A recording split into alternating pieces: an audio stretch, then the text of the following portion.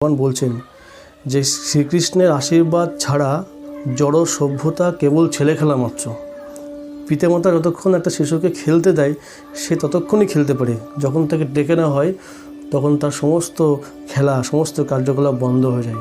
ভগবান বলছে এটা ভাগবতমের 15 নম্বর অধ্যায়, মানে প্রথম স্কন্ধের 15 নম্বর অধ্যায়ে 21 নম্বর শ্লোক।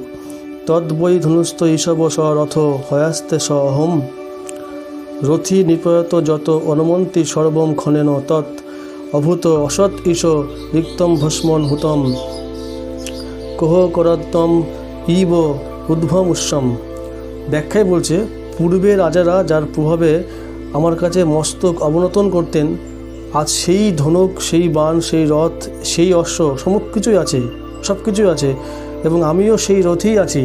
কিন্তু যেমন বিবিধ মন্ত্র উচ্চারণ করে ভস্যে ঘি আহুতি প্রদানের কোনো ফল লাভ হয় না, জাদুর প্রভাবে সৃষ্ট ধন সম্পদ সঞ্চয় করে কোনো লাভ হয় না, অথবা ঊষর ভূমিতে বীজ বপন করলে কোনো ফল উৎপন্ন হয় না, ঠিক তেমনই শ্রীকৃষ্ণের বিরহে ক্ষণিকের মধ্যেই আমার ধনুক প্রভৃতি সমস্তই অকর্মণ্য হয়েছে, আমিও অকর্মণ্য হয়ে পড়েছি।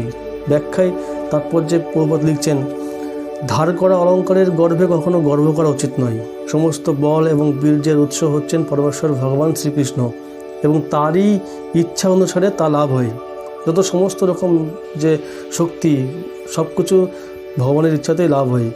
উৎস হচ্ছেন সেই পরমেশ্বর ভগবান এবং যখন তিনি তা সংবরণ করে নেন তখন তার আর কোনো বল বীর্য থাকে না।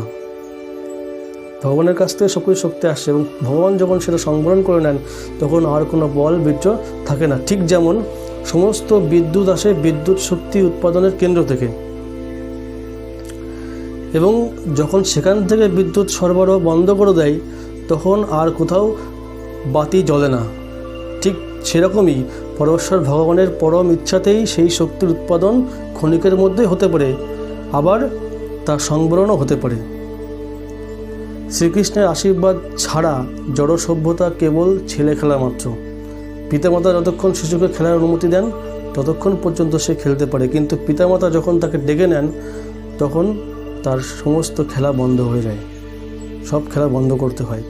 মানব সভ্যতা এবং মানুষের সমস্ত কার্যকলাপ তাই পরমেশ্বর ভগবানের পরম আশীর্বাদ নিয়েই সম্পাদিত হওয়া উচিত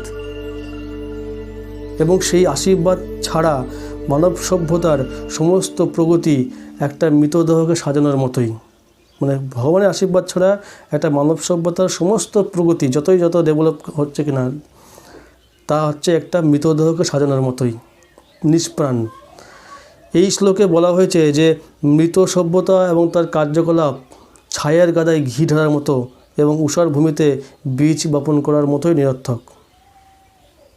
ভগবান শ্রীকৃষ্ণের সন্তুষ্টি বিধান ছাড়া যে কোনো কর্ম হোক না কেন, যতই ডেভেলপমেন্ট হোক না কেন, যে কোনো কান্ট্রি, সেটা হচ্ছে মৃতদেহকে সাজানোর মতো, ছায়ের গাদায় ঘি ঢালার মতো।